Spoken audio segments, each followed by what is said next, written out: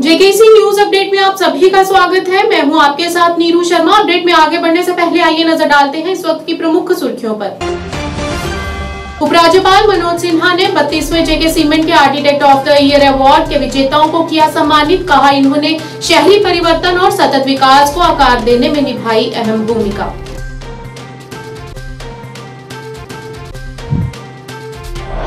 Bharatiya Janata party Jammu Kashmir के संयुक्त मोर्चा की एक बैठक ईडन गार्डन जम्मू में की गई आयोजित। भाजपा कार्यकाल में की गई उपलब्धियों पर डाला प्रकाश।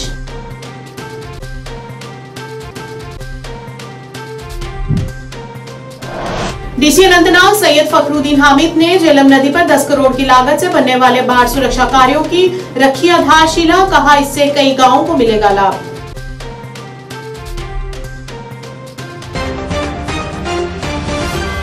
और अब समाचार विस्तार से। उपराज्यपाल मनोज सिन्हा ने जम्मू में 32वें जेके सीमेंट के architect of the year award के विजेताओं को सम्मानित किया।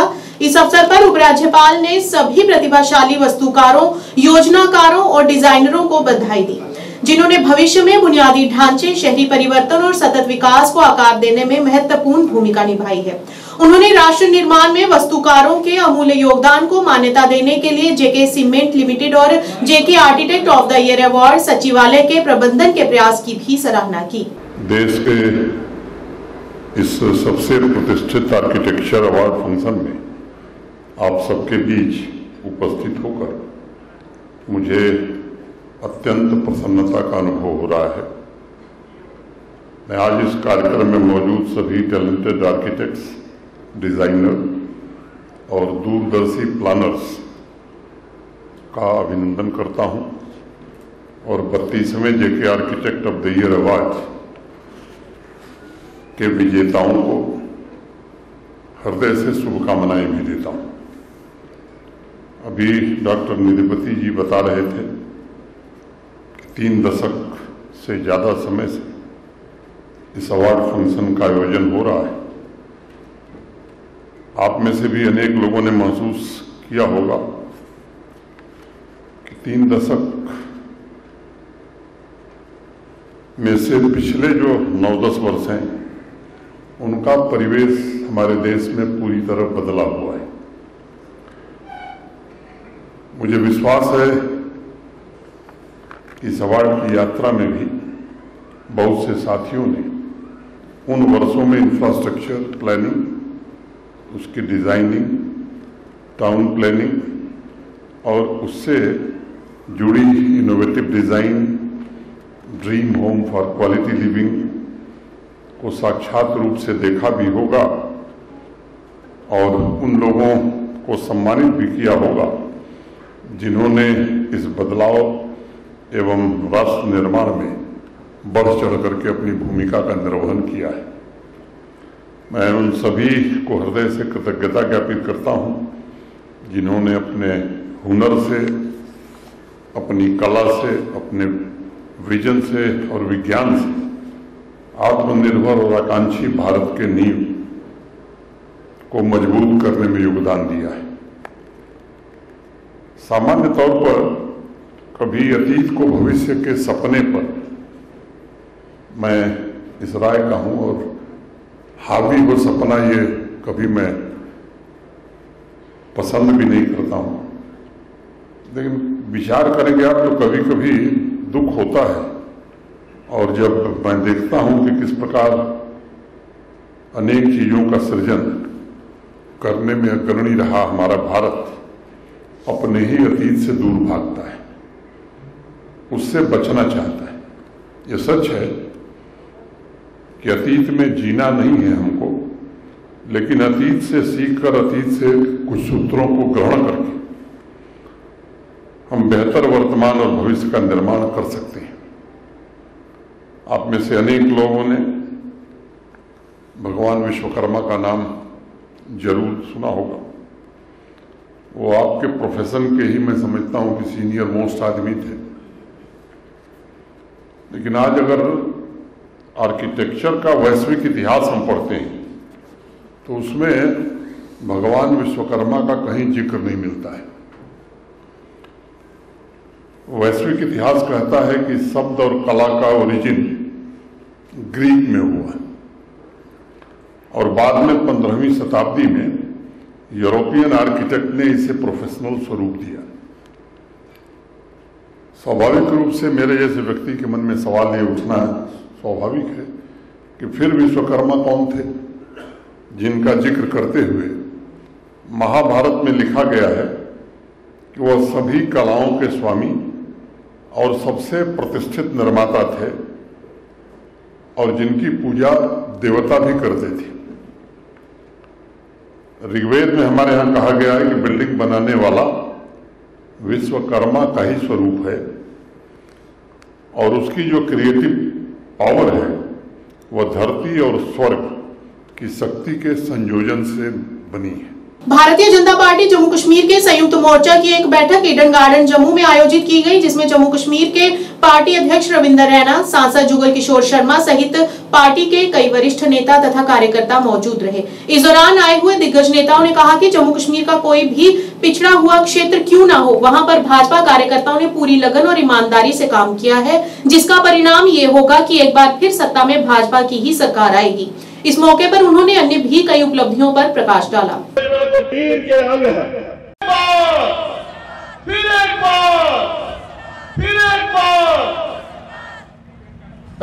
प्रदेश के अध्यक्ष आदरणीय रविंदर रैना जी से मंच पे आए और हम सबको संबोधित करें।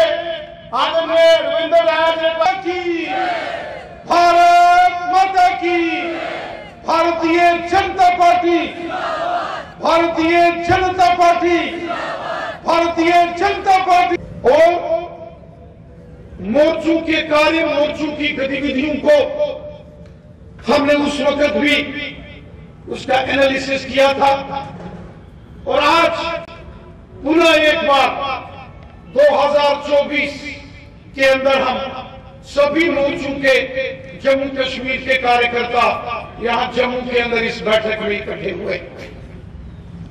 जैसा कि श्रीमान विनोद गुप्ता साहब ने कहा, जितने भी मोर्चे हैं, चाहे वो महिला मोर्चा हो, युवा मोर्चा हो, एससी मोर्चा हो, एसटी मोर्चा हो, किसान मोर्चा हो, ओबीसी मोर्चा हो या फिर माइनॉरिटी मोर्चा हो, भारतीय जनता पार्टी के सभी मोर्चों ने जम्मू कश्मीर के अंदर लाजवाब काम किया है। इसके लिए मैं आप सबको बहुत बहुत मुबारकबाद पेश करता हूं। आज संयुक्त मोर्चा बैठक भारतीय जनता पार्टी के 7 मोर्चे हैं, 7 मोर्चों की एक महत्वपूर्ण बैठक जो है ईडन गार्डन में बुलाई गई है। इस बैठक में हमारे सह प्रभारी माननीय आशीष सूद जी और हमारे प्रदेश अध्यक्ष माननीय रविंदर रैना जी रह रहे हैं और उसके साथ बाकी सीनियर नेता हैं। इस बैठक का अपने आप में एक बड़ा ही महत्व है, क्योंकि आने वाले लोकसभा चुनावों को लेकर यहाँ पर मोर्चों की अहम भूमिका रहेगी। उसको लेकर मोर्चों की बैठक बुलाई गई है। 7 के 7 मोर्चे भारतीय जनता पार्टी की रीढ़ की हड्डी है, इनका अपना महत्व है और अलग अलग भी जॉइंट मीटिंग के बाद अलग अलग सभी मोर्चों की मीटिंग होगी, जिसमें उनकी सारी स्ट्रेटजी बनाई जाएगी कि किस तरीके से मोर्चे किस पूरे पैशन के साथ, पूरी ताकत के साथ लोकसभा चुनावों में अब काम करने की भी ज़रूरत है। और जम्मू कश्मीर से 5 की 5 सीटें माननीय प्रधानमंत्री जी की झोली में जाएं, इसको लेकर मोर्चों का एक महत्वपूर्ण रोल रहने वाला। डीसी अनंतनाग सैयद फखरुद्दीन हामिद ने आज झेलम नदी पर 10 करोड़ के बाढ़ सुरक्षा कार्यों की आधारशिला रखी। इस मौके पर डीसी अनंतनाग के साथ एक्सीएन बाढ़ नियंत्रण सलीम जहांगीर बंदे समेत कई एई और जेई मौजूद रहे। डीसी अनंतनाग सैयद फखरुद्दीन हामिद ने बताया कि इस परियोजना से लगभग 16-17 गाँव को लाभ मिलेगा और कहा कि आने वाले दिनों में और भी कई इस तरह की परियोजनाएं शुरू की जाएंगी। इस दौरान उन्होंने जम्मू कश्मीर के उपराज्यपाल को हो रहे इन विकासात्मक कार्यों के लिए शुक्रिया भी अदा किया।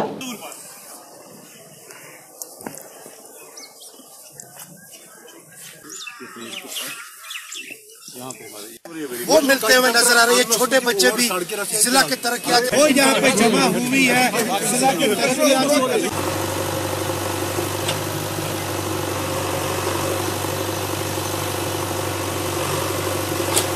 झेलम रिवर है, वो और न सिर्फ कल्चर के एतबार से, हमारे तमद्दुन के एतबार से, बल्कि लाइफलाइन अगर हम उसको बोले पूरे यूटी की, खासकर कश्मीर खिते की, तो मुझे लगता है वो भी हक भी जानिब होगा। बहुत सारे इसमें एक प्रोजेक्ट्स चल रहे हैं जिसमें ब्यूटिफिकेशन की बात हो, जिसमें फ्लड मैनेजमेंट की बात हो। तो उसी प्रोग्राम के तहत यहाँ पे आज फ्लड मैनेजमेंट प्रोग्राम के तहत जो फेज़ 2 का जो 10 करोड़ का प्रोजेक्ट है, जैसे आपने देखा कि ये करीबन 16-17 गांवों को भटेंगू से ऑनवर्ड संगम तक बेनिफिट करेगा। प्रोजेक्ट्स के बहुत सारे पार्ट्स हैं। एक पार्ट है जिसमें हम एम्बैकमेंट करें, दूसरा पार्ट है ब्यूटिफिकेशन, और सबका यही रोल है, सबका यही मकसद है कि जो फ्लड प्रोन, जो इस एरिया की जो हैजार्डनेस है उसको कम किया जाए, और साथ में यहाँ पे एक एस्थेटिक और खूबसूरती के लिहाज से और इसमें बढ़ोतरी हो। मुझे पूरा भरोसा है कि मेरी जो एक्जन साहब और उनकी पूरी टीम है इसमें दिन रात मेहनत करके इसको टाइमलाइन से पहले ही कंप्लीट करेंगे। इसके साथ साथ मैं ऑनरेबल लेफ्टिनेंट गवर्नर सर का भी शुक्रिया अदा करना चाहूँगा अनंतनाग की आवाम की तरफ से, कि जब आपको पता है अक्टूबर में जब वो उन्हें रिव्यू लिया था तो इस चीज़ पे उन्हें खासा जोर दिया था, और उनकी इंटरवेंशन की वजह से ही ये आज पॉसिबल है। इसके साथ साथ आपको पता है कि ये जो प्रोग्राम है प्राइम मिनिस्टर डेवलपमेंट फंड से फंड हो रहा है, स्कीम से फंड हो रहा है, तो मुझे लगता है कि ये पूरे इलाके के लिए ये राहत का बाइस बनेगा। और इसके साथ साथ फेज़ 3 भी आपने जैसे सुना कि फेज़ 3 भी इसका उस पर कंसल्टेंसी लग गई है। हमारा यही मकसद है कि इसकी कैपेसिटी बढ़े और फ्लड प्रोन जो इसकी हैजार्डनेस है वो कम हो जाए। अनंतनाग जिले के खोईपुरा के लोगों ने पिछले 15 दिनों से बिजली न होने की वजह से वहां के स्थानीय लोग बेहद परेशान हैं। उन्होंने कहा कि बिजली के अभाव में दिन भर का सारा कामकाज ठप रहता है, जिससे लोगों को रोजमर्रा की जिंदगी में दिक्कतें आ रही हैं, जिसका सीधा असर बच्चों की पढ़ाई पर हो रहा है। अतः इस दौरान वहां के लोगों ने जम्मू कश्मीर के उपराज्यपाल और डीसी अनंतनाग से अपील करते हुए बिजली विभाग को आड़े हाथों लेने और निवासियों की समस्याओं को जल्द से जल्द हल करने की मांग की। हमारे यहाँ बहुत मुश्किलात है पावर के। पिछले 15 दिनों से हमारे यहाँ पावर नहीं है। मैं मनोज सिन्हा और डीसी से अपील करता हूँ कि हमें इस बहरान से बचाए। पिछले 15 दिनों से बिल्कुल हमारे यहाँ पावर नहीं है। हमने 2 ट्रांसफार्मर लाए 15 दिनों से, वो 5-10 मिनट भी नहीं चल रहे हैं सर। हमारी डिमांड ये है कि ट्रांसफार्मर 86 कनेक्शन हमें यहाँ मौसूल है, लेकिन 100 केवी ट्रांसफार्मर, उसमें ऑलरेडी लोड इन्होंने दिखाया है 150 का लोड है, वो 15 मिनट 20 मिनट नहीं चल रहा है सर। पिछले 15 दिनों से हम एक दफ्तर से दूसरी दफ्तर जा रहे हैं। हमें ट्रांसफार्मर अपग्रेडेशन के 200-250 वाट का ट्रांसफार्मर हमें चाहिए सर, लेकिन यहाँ ट्रांसफार्मर नहीं रहा। बहुत मुश्किलात है पावर का। तो तार वो देखो सर, आप यहाँ दिखाए तार जो है वो भी खस्ता हाल है, पोल भी खस्ता हाल है। इस चिले कलान में बहुत मुश्किलात हमें आ रही है पावर की वजह से। न बच्चे पढ़ रहे और ना ही हम सुबह मस्जिदों में लोग भी जाने से घबरा रहे, क्योंकि पानी बहुत सर्द हो रहा है सर, इससे बहुत मुश्किलात हो रहे हैं। अस्सलाम वालेकुम हजरानी जमात, बस गुरी खोरी पोरा करना गुंडत नाव। 15 दह पावर कि नाव अच्छे पी बस्ती छा वन कि नशा। गवर्नमेंटस अपील कर, खासकर डीसी साहब अनंतनागस, बस गवर्नरस अपील कर, महज खुदाई सिंद खतर सन तो ये गामस ना पी वन शाम बस्ती या नशा सान माजि बेनि कोर यीमत वुन तिथिस हलाकतस मज अल्लाह ताला गवाह अगर न रात पन खानदारी पत कांगर। 14 जनवरी से 22 जनवरी तक श्री राम जी की प्राण प्रतिष्ठा के तहत हर मंदिर की साफ सफाई के चलते आज तालाब तिलो जम्मू में भाजपा नेता अयोध्या गुप्ता के निर्देश पर एक सफाई अभियान चलाया गया। इस मौके पर स्थानीय लोगों की मदद से यहां साफ सफाई की गई। उन्होंने कहा कि इसी तरह हमें अपने देश की और आसपास पड़ोस को साफ सुथरा रखने में अपना अहम योगदान देना चाहिए।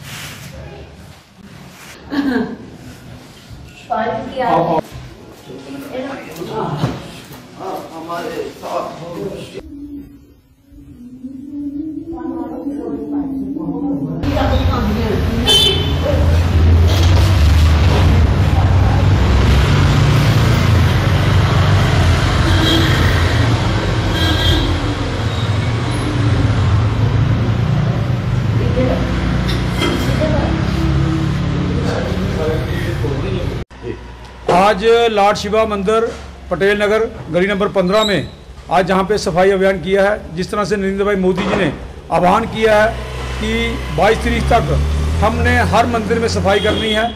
सफाई तो हमें हमेशा ही करनी चाहिए, क्योंकि नरेंद्र भाई मोदी जी का एक नारा है, स्वच्छता ही सेवा है। उसी की एक कड़ी में हम सब लोग आज जहाँ पे इकट्ठे हुए हैं।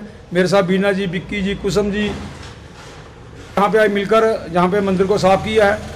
और मैं तो यही कहूँगा कि हमें हर रोज़ इस मंदिर को साफ़ करना चाहिए, ताकि जब तक हमारे राम जी का वहाँ पे निवास जो है वो शुरू होगा 22 तारीख को, तब से हम लोग सब ये इसी कार्य में लगे रहेंगे। और जय श्री राम सबको, जय श्री राम। मैं सबको यही कहूँगा, हमें अपनी गली, हमें अपना मोहल्ला जो वो भी स्वच्छ रखना चाहिए। पूर्व विधायक शक्ति परिहार ने आज जोधपुर में हक्का पंचायत का दौरा किया, जहां उन्होंने जनता का आभार व्यक्त किया और अपने भाजपा साथियों को धन्यवाद दिया। भाजपा उपाध्यक्ष शक्ति परिहार ने घोषणा की कि वे प्रधानमंत्री नरेंद्र मोदी को सत्ता में वापस लाने के लिए एक और तीसरा प्रयास करेंगे। अपने संबोधन के दौरान परिहार ने जोधपुर मंडल के भीतर विकासात्मक पहलों पर चर्चा की और समुदाय को आश्वासन दिया कि वे डोडा में 3 सीटें सुरक्षित करने के लक्ष्य के साथ पूरे जोश के साथ लौटेंगे। उन्होंने नरेंद्र मोदी को एक बार फिर संसद में लाने की अपनी प्रतिबद्धता पर भी जोर दिया। परिहार ने हाका पंचायत की यात्रा को स्थानीय निवासियों और भाजपा कार्यकर्ताओं के समर्थन के लिए आभार व्यक्त किया। उन्होंने पार्टी सदस्यों के सामूहिक प्रयासों की सराहना की और जनता को आश्वासन दिया कि वे क्षेत्र की भलाई के लिए अथक प्रयास करते रहेंगे। स्वागत है।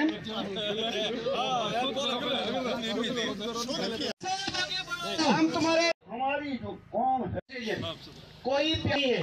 जो लोग हरकत कर रहे हैं, कृपा करके के बारे में मैं समझ, संस्कृति नष्ट भ्रष्ट हो गई थी। अपने धर्म के बारे में जान। आज यहाँ भाटा जोधपुर में हमारा जो जोधपुर मंडल है उसका कार्यक्रम यहाँ पे था। जो भारतीय जनता पार्टी ने जो अभियान लिया है, बूथ जनसंवाद का अभियान जो भारतीय जनता पार्टी ने लिया है, उस सिलसिले में आज यहाँ पे मेरा आना हुआ। बहुत सारे हमारे भारतीय जनता पार्टी के वरिष्ठ कार्यकर्ता, मंडल की टीम, मैं इनको बधाई दूंगा कि और यहाँ आज बहुत सारे बुजुर्ग, नौजवान साथी, खासकर मातृशक्ति, सैकड़ों की तादाद में आज यहाँ पे लोग यहाँ पे इस कार्यक्रम में उपस्थित रहे। और जो लक्ष्य हमारा है, जो टारगेट है कि मोदी जी को तीसरी बार देश का प्रधानमंत्री बनाना है, इस इलाके में जो विकास के काम हुए हैं और जो होने हैं, वो पूरी चर्चा यहाँ के कार्यकर्ताओं से, यहाँ के लोगों से आज वो बात हुई। और मैं ये विश्वास से कहूँगा कि डोडा की 3 सीटें जो बनी हैं, असेंबली का चुनाव जब भी होगा वो भारतीय जनता पार्टी जीतेगी, लेकिन पार्लियामेंट का चुनाव जो अप्रैल के महीने में है, वो भारतीय जनता पार्टी बहुत बड़े मार्जिन से जीतेगी और दिल्ली में तीसरी बार मोदी जी की सरकार बनेगी। पोथा सुरनकोट के निवासियों ने आज पानी की कमी को लेकर जन स्वास्थ्य अभियांत्रिकी विभाग के खिलाफ विरोध प्रदर्शन किया। इस मौके पर विभिन्न गांव के लोग एकत्र हुए और अपनी मांगों के समर्थन में और विभाग की नालायकी के खिलाफ नारे लगाए। स्थानीय लोगों ने बताया कि उन्हें पीने के पानी की भारी कमी का सामना करना पड़ रहा है। उन्होंने प्रशासन से सवालिया तौर से पूछते हुए कहा कि पीने के पानी की उपलब्धता के बिना हम अपना जीवन किस तरह यापित कर सकते हैं। इस दौरान उन्होंने विभाग से अपील करते हुए पानी जैसे बुनियादी सुविधा उपलब्ध कराने की भी मांग की। हमारे बेबे, हमारे पानी का, हमारे पानी का, हमारे पानी का।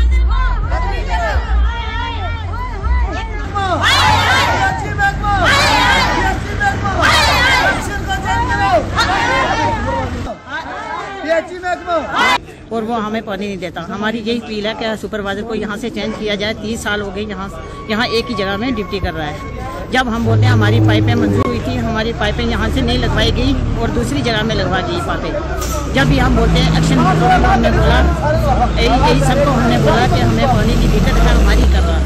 हमें लिहाजा यही अपील करते हैं, हमें पानी चाहिए जल्द से जल्द, नहीं तो यहाँ से इसको दफा किया जाए। जान कर रहे हैं जो है इनका ये मांग है कि जो है यहाँ जो है सुपरवाइजर, इनकी सबसे बड़ी मांग है कि सुपरवाइजर को जो है यहाँ से चेंज किया जाए।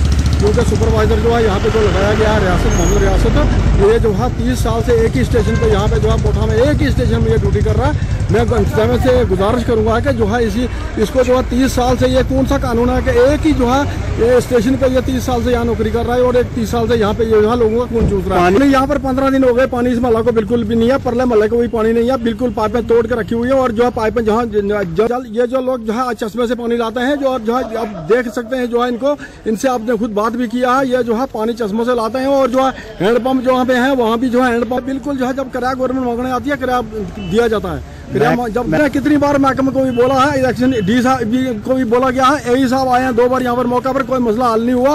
और ये मैं हम जो है इनसे ये अपील करूँगा, मैं इन लोगों की वजह से, मैं साबका सरपंच भी हूँ। न्यूज अपडेट के आज के इस अंक में इतना ही। नए अंक लेकर फिर हाजिर होंगे, तब तक के लिए दीजिए इजाजत। नमस्कार।